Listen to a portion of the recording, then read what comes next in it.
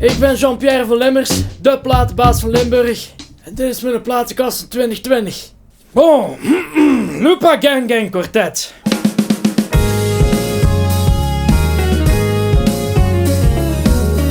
4 talentvolle jonge muzikanten die per se moeten bewijzen dat hun muzieksmaak veel beter is dan hun leeftijdsgenoten.